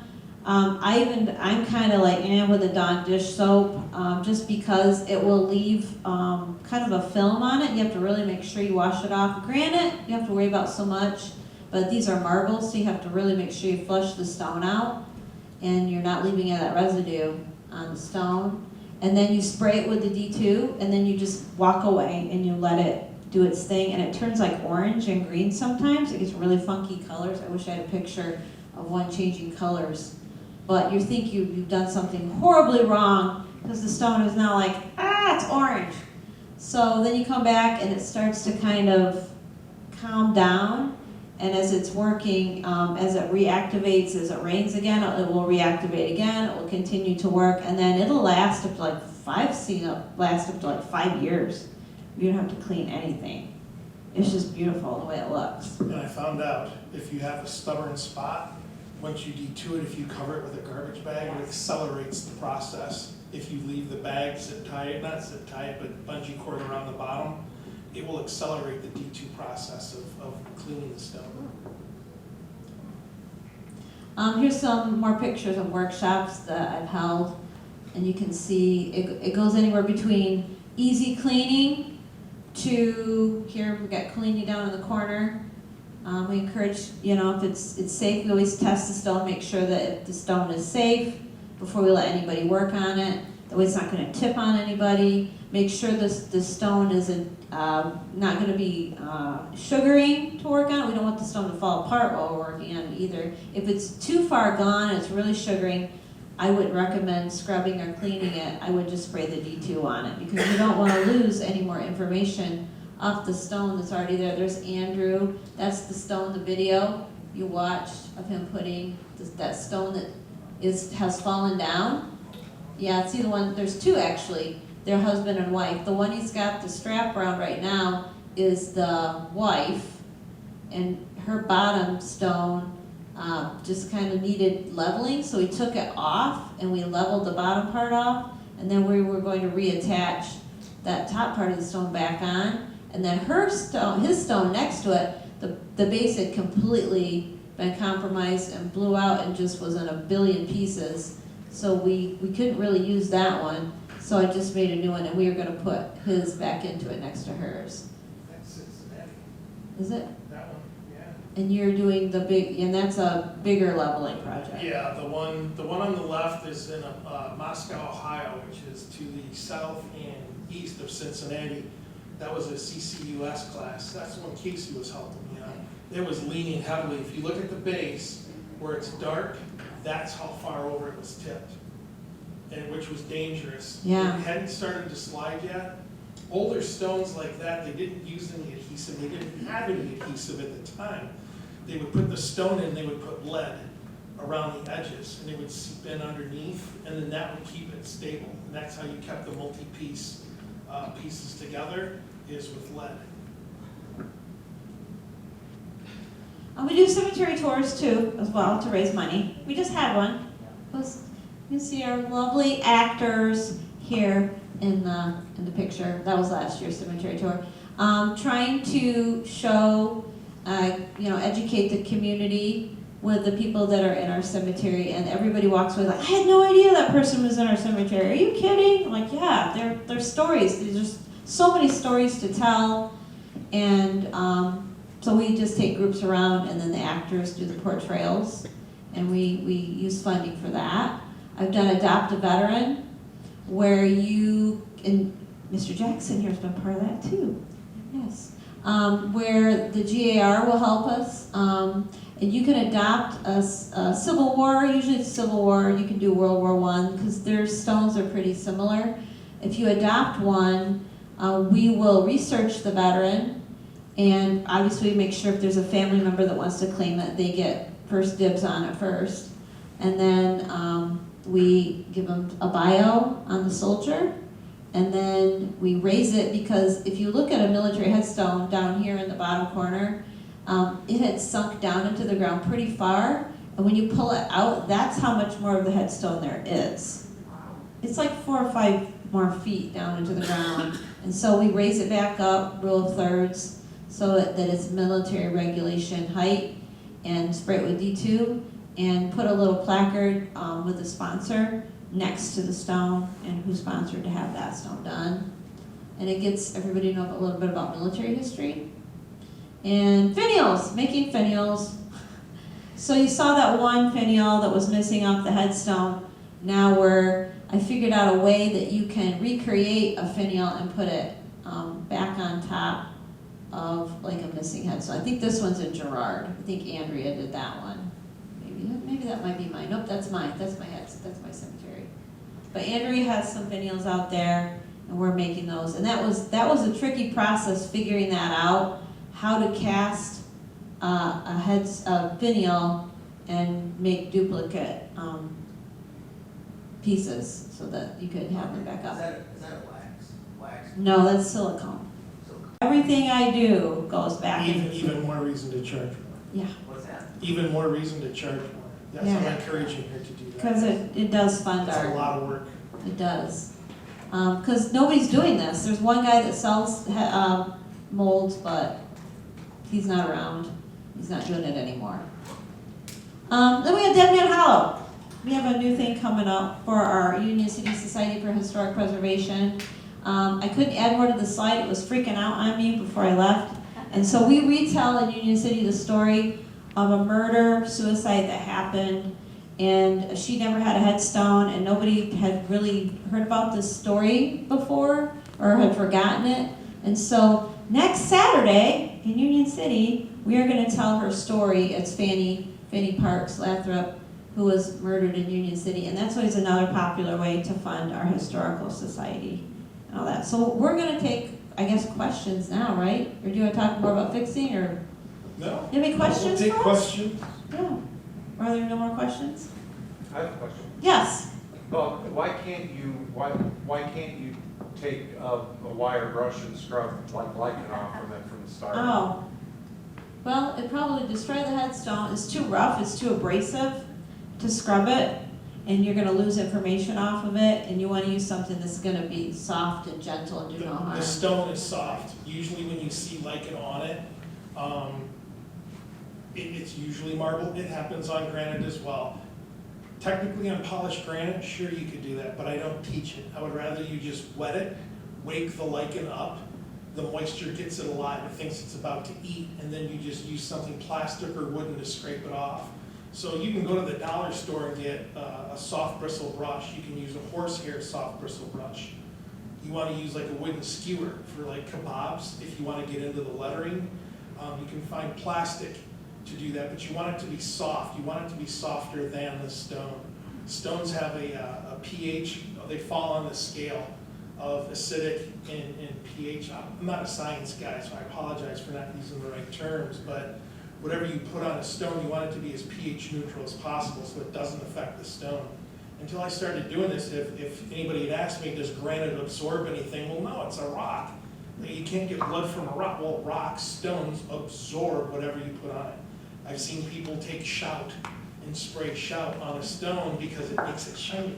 Yes, it does make it shiny, but when it's done, there are chemicals in bleach. Bleach are made up of chemicals. When they dry out, they crystallize. And that's what the stone is trying to absorb. And you don't want it to crystallize. That's what causes it to splinter or to fracture on a stone. So sugaring isn't just one issue. The old stones, not so much granite, but they will split if moisture gets into it. And once that happens, the stone's gone. There's not much you can do with it. So you want to use soft materials on stones to clean them, to brush them. If it's sugaring, like you talked about, don't touch it. Just spray D2 on it and walk away. There's only been one instance where I've actually I don't want to give up on a headstone. I want to save all of them. So I've only had one where I couldn't do it. It was too far gone. I picked the headstone up and it just turned into a pile of sand in my hand. It had deteriorated. That was in Concord. And I just picked it up and I was like, bleh. And I was like, well, you could get a replacement stone, right? And that would be the best you could do for that, I think. I just had one up in Argentine Township, up by Linden. The lady who hired me, the bottom part of the stone, it was like her 3 times great-grandfather. When I went to pick it up, it came out in my hand, and it's like white sand when marble disintegrates. And I said, I'm sorry, there's nothing I can do with this, but somebody had taken the top part of the stone with his name and his death date on it and leaned it up. And so what I did is I took that and set that into the slotted base that was there. And there's nothing you can do with the bottom. And I said, it's up to you. You can either buy a new stone, or we can take this top part and set it, but it's going to look kind of funny. And she would rather it look kind of funny because at least that's the original headstone that's marking your grandfather's grave. And when we get a tombstone we can't read anymore that's been eroded or weathered too much, I order little placards that I do not put directly on the headstone, but I'll make a base to put that placard on it so that at least the information is there for that person. So that's another way. I think, yeah, that was like the picture that was, I don't think the rooster. Yeah, the rooster. The rooster had one of those placards on it. Just so we could have the information right there, that down at the bottom. So you couldn't read that inscription very well, so that's with David's permission, we had put that little placard on there. So yeah. Yes. So all of the marble stones that are laying flat that we keep finding and cracked up, they're just disintegrating, right? Well, if they don't get taken care of, eventually they're gonna get buried again, or they're gonna have further erosion, and lawnmowers are gonna hit them. They're not gonna last forever. Right. If you go into some cemeteries, and I've seen this back in the 50s and 60s, they would take all the marble pieces up, they would cut out a square, put down concrete, and they would take the marble and set it in the concrete. And again, they were trying to preserve it. They didn't want it to waste away. Now that it's laying flat when it's meant to be upright, so it's essentially going to disintegrate, but it will last longer because they set it in the concrete, but that's not the way it was supposed to be. Well, it shouldn't be laying face up either, because the elements are gonna beat down on top of it, lawnmowers are gonna go across of it, rain, Yeah. sleet. Yes. Have you ever had a repair that went wrong? What disaster? Did it I've work out? had my hardest one this year, a job in Manchester. It was a Civil War vet. The base was fine, the bottom of the stone was set in the base fine, but the top part had broken off. And I didn't have good contact points, which is what you need when you set the epoxy in. And typically I would just take epoxy, make a small bead, set the stone, and then I would use infill to cover in, to fill in the crack. And I let it sit for 3 days. And I came back out to work on it. As soon as I took the clamps off, the top of that stone hit me in the chest and fell on the ground. And another small piece broke off. And I was like, oh. So there's a method that John Appel taught a friend of ours, Casey Winningham, who lives in southern Indiana. He showed us a trick where you take an epoxy. I've switched, it's clear. It's a 2-part epoxy, 2 parts to 1 part. But when you mix it, it's clear. And what I do is you take marble dust and you mix it into the epoxy and you clear it. So when you set it, it looks like marble because marble dust is in the clear epoxy. And the epoxy gives it the hold that it needs to hold the stone. And that's eventually how I had to fix it. It's a much more expensive fix because epoxy is about $200 for the 2 jars. And I had to use a lot of it. So the cost goes up a little bit, but now the stone is up the way it should be. And we got kits from Lithomex that you can match exactly the color of the headstone you're trying to repair. So if you're trying to find like something to fill a crack, you know, you would look at aged marble versus new marble versus marble 1 versus marble 2 or terracotta or limestone. They're all. Or even a red one. You can get these in any color. So that red one with the ball on it, for example, if somehow a tree fell on it and a chunk broke out, and I can put the chunk back in, but I want to fill those gaps, I use this to color it to see what it is, and I order that color, and now I can make the repair so that it blends in better. And that was dust? That's dust? That's not dust. No, That's so just there's, color. we refer to mortar and infill. It's 2 different things. It's from the same company. They're similar, but not the same. Mortar is what we put between 2 pieces. It's very rare that we pin. So if they're too nice and flat, I've got a nice flat fix. I don't have to use epoxy. The weight of the stone will keep it there. I use mortar, and this is a sample of mortar. It comes in powder. It comes in a 50-pound bag. I mix it with water, and then I set it. I put in spacers in between. I'll use a piece of lead to space between the 2 pieces. And then if there's a crack, and I fill that in, I use the infill, or the Lithomex, and the reason that we use that is that the granules are smaller, I can do more with it versus the mortar. But you can take existing parts of the stone that are there, like if you have a chunk of the marble, it's the best to use the marble that you have to match the crack that you're trying to fill. If there's extra marble there, you can crush it right up and use it. Yes. Is it okay to clean other people's headstones that are not family? You should ask permission, definitely, 110%. Even if you are cleaning your family members, it might be nice to let the township know, hey, I'm gonna be out here, but you don't have to. But with a non-person, yeah, you should definitely, I was thinking, let's say that I couldn't get a hold of David, and we wanted to do that. If it looks neglected, like it's been neglected for over 60 years, I think it has to look like it's been 60 years, and it's okay with the township, you pretty much can do it. Like if I notice that anybody's taking care of it, I don't touch it. And I will try to find out, I will look up on Ancestry who owns this headstone. But let's say David wants to fix it, but his brother doesn't. Not Who even the one gets- that's broken, I mean, Right, just oh, like, yeah. one that's just been there Yucky, 10 years. right. It's Moss private on it. property. Yeah, It's it private is. property. Okay. And so, if it's an old stone, they died in 1870, and most likely nobody from the family is around, that's where you want to get the entity. Does the church run the cemetery? Usually the Catholic cemeteries are the only ones that still run them. Usually it's a township. Find the local government entity. I have a lot of those country cemeteries out there by me in Monroe and Washtenaw County, and I will go to the township. In the township, I ask them for permission. I get written permission from them, because if somebody sees me working out there and calls and the sheriff's deputy pulls up, I have paperwork. Look, here I am. I'm not just some yahoo. The road to hell is paved with good intentions.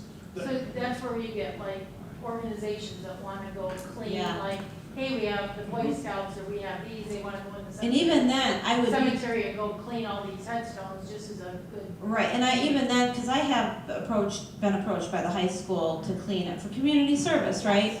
which is a good thought, but then again, you have to take in consideration, are they gonna get hurt? Is this tombstone gonna fall on this person? Are they going to damage the headstone? Do they really know what they're doing without training? So you would wanna train them and give them kind of a brief overall, like how to clean properly, if you can get permission, because they could get hurt. I know with our SHP, our history organization, we get insurance. We're insured to go out and work on the headstones, just to make sure we're covered, anything happens to the headstone. But they're pretty trustworthy with us, just because we've shown a good track record, that they know that we know what we're doing and we've been trained like that. That's the first thing we teach is safety and permission in any of our workshops. Get permission, get permission. The safety aspect, there's a couple things. Sometimes these stones, they're heavy. And it happens a couple times each year, kids running around in the cemetery and a stone will fall on them. Last year it happened in New York, a little girl got crushed in New York. You have to check them before we work on anything, we look at it. We touch it, we make sure it's not gonna wobble. If you come to any of our workshops, we usually find something that we can show you where there would be some danger if you don't know what you're doing. Yeah. Is there anybody that can have somebody come and clean your headstone here in Battle Creek at Memorial Park, 4 feet by 5 feet from 1991? Are you looking for somebody? We'd have to get permission from Oak Hill. Memorial Park, you'd have to get permission. Well, I mean, it's Yeah. my family Oh, headstone. if it's your family, no, you can go ahead and clean your own You family. say that, but you don't have arthritis in your Oh, but you would like, yeah, I could do that, I could come clean it. Okay, what's your number? I'll give it to you right after the show. Yeah. How do you find out about the workshops, where they at? Like, I usually post mine on Facebook, if you have Facebook, and then also, if you're a member of our society, we send out newsletters with that information. We can get, usually it's hard because we don't have an in-town paper anymore. So it's gotta be usually through social media. I don't have a website per se, or organizations that have one. How do you get the word out? It's not, I mean, I put them on, so if you go on Facebook and look up Friends of Lansing's Historic Cemetery, I do a cleaning workshop up there. I always come down for Bobbie's. I will always be at the one in Mine are always in City. June. I don't technically do a workshop. I go out and do where people hire me, whether a government entity hires me or if a private person hires me for the job. So I don't do too many workshops, but I'm always here in June for Bobbie's. If somebody wants me to put one on, I'm happy to do that. I've done that for Flat Rock Historical Society. I did that last year. So I'm open to go and doing it. But like Bobbie's you pay and it goes back into the cemetery. Yeah. Because of my cost, I do charge. I charge $1.50 a mile from my house to the cemetery and back. I'm $50 an hour plus material. So when somebody does a workshop, I work with them. Hey, you know, I'm from Battle Creek Historical Society and we have permission to do a workshop in whatever the cemetery is up here. Well, I would figure out, in that case, I would lower my mileage cost and I would figure out I can quote you a price. Do you want to do a 4-hour workshop? Do you just want to do a cleaning workshop? Yeah. Do you want to do multiple piece Like how intensive do you repairs? want to How get much do into you it? want to do? And we can make that happen, whatever it is you want to do. Yeah, so I can get you information. Yeah, right now, the only thing I can think of is through Facebook, though, how I get my information out. You know, But I can get you some information if you want to. I do have a website, but I suck at technology. I don't put much on it. I'm not good at it. I do, if you look up Silent Cities, I'm on Facebook and I will post some work that I do on Facebook. I mean, technically I have a TikTok and an Instagram, but I haven't posted anything on it because I don't know how to do it. And I want to see TikTok. Oh, when I get there, half the time I forget to take pictures. It's very important if you do any work, even on your own family stone, take a before and after picture. I forget to do that half the time. When I get to something, I see the problem, what do I need to do to fix it, and I fix it. And halfway through, it's like, idiot, you need to take a picture, so I have to do my pictures. Right. Real quick, Yeah. I think one of the more fascinating things is the stories behind the stone. I know Yeah. you do a lot of research on the stones you do, and you post on the Union City Historical Society webpage. And you do kind of a biography of people that, do you want to talk at all about how you find Yeah, that yeah, stuff? sure. Or, like how you So, find the yeah, story? so when I find somebody, I always like to know about the people. Like David's ancestor story was fascinating. You can go on Find a Grave, that's where you should probably start, is Find a Grave. Anybody familiar with Find a Grave? Find a Grave is where you can find a lot of information, but sometimes there's nothing on the person, so I get into Ancestry.com and I'll do genealogical research. I'll build a family tree for that person, and then I will see if anybody else has a family tree already out there, go through old newspapers. I'm just fascinated with, I'm practically doing the genealogy of Union City. I think I've done everybody's family history, so I go around, is there an existing picture, obituary, the SHP has old newspapers in the archive, Coldwater has newspapers, Battle Creek, Inquirer has all this stuff. But that's, I think, what draws people in, is hearing the stories of the people. I mean, that's why we're doing it, right? So we remember who these people were and honor their memory. That's how I get involved. I love and I post all the time. People are like I said, I didn't know that person was in Union City. Just the other day, we had somebody from Battle Creek, Kurtzen Avenue. He was buried in Union City. He had a whole Battle Creek legend here with owning a lot of property around Golgotha Lake. Yeah. So I think that's about, I don't know, does anybody have any questions? Yeah. D2, you get it where, and you say it's $50 a gallon, how much do you use on a stone? It's a good question. Yeah. But you can get it locally. I like to drive and get it at Holland, Michigan, because then I go make a day of it. I get some. When you buy a gallon of it, you could go to your hardware store and get a little spray bottle and get a little funnel and pour it into the spray bottle if you want. If for 49 and some change. If you want, you can go to atlaspreservation.com and you can order by the quart. And I think it's $30, $28 for a quart. Atlas Preservation, you can get a whole little cleaning kit. It comes with a bucket, a small soft bristle brush, a scraper, and a quart of D2. How much D2 do you use? To clean a stone, and you're just cleaning it, the first thing you do is you wet it. You rinse as much stuff off as you can. Spritz a little bit of D2 on, use your soft bristle brush, and clean it. Rinse it off. Spritz it with D2 and walk away. So you don't need to soak it. A quart of D2, if you're just cleaning your stone, there's 2 or 3 stones, a quart will last you a couple of years. We go through it because we use a lot of it. We clean a lot of stones. For you, you could make a gallon last for a year or 2, especially if you're not Depending on how many stones you're cleaning. Yeah, and if it's granite, you really don't need D2. Granite is. If it's polished, just rinse it off and then just scrape anything off. Most people, the stones are cleaning are within the last 50 years, so there's not much on it. So just a little, you wouldn't need a lot of D2. A quart would last you a while. If you got a gallon and you're only cleaning, say, 5 stones a year, that gallon's gonna last you for 3, 4, 5 years. It'll last a long time. You can cut D2. So if you buy a gallon of it and you get a spray bottle, you can put 50% D2 and you can add 50% water. It'll do the same thing, it just will take longer to do it.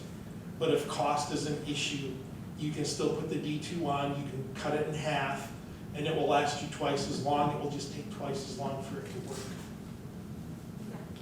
Years ago, I got instructions from them how to do this. I went out to Riverside and my mother and I, and we cleaned off the Bibles, the cases, we cleaned them all up. When we got to the Bibles up there by that stone house. Oh, the vault? Yes. There's a section up there in the front row of Bibles up there. Oh my God, I don't think anybody ever cleaned those things. So we cleaned and cleaned and cleaned. I don't think we ever got all that lichen off, even with the D2 going in there. It takes time. Okay. It's not instantaneous. So when you spray it on, don't expect that like the next day. It's gonna take months.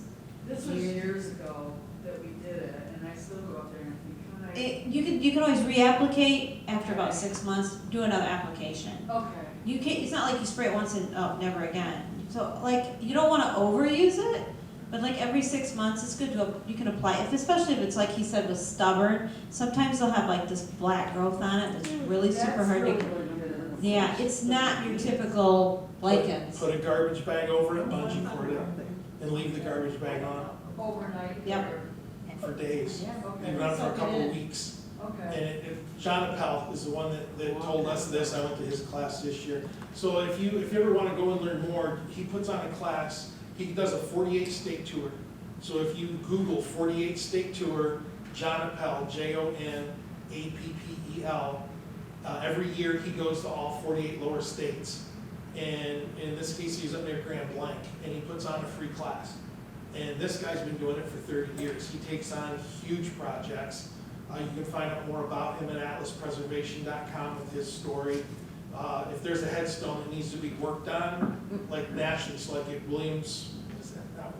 Williamsburg in Virginia, the first colony for the English, they found a headstone, the Knight's Tomb. And they had him, they called him to go down and work on that.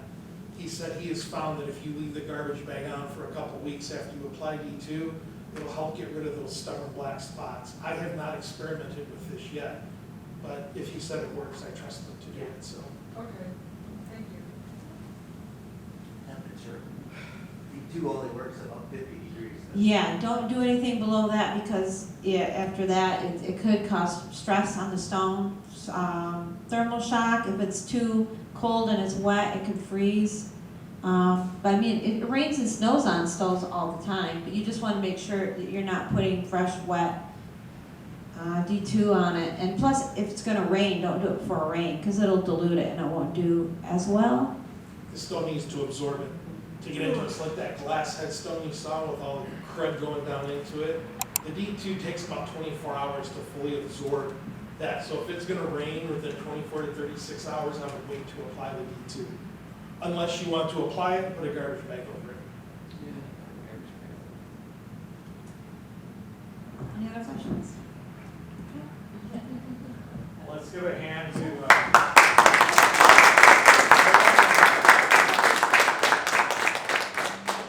wanted to quickly tell you.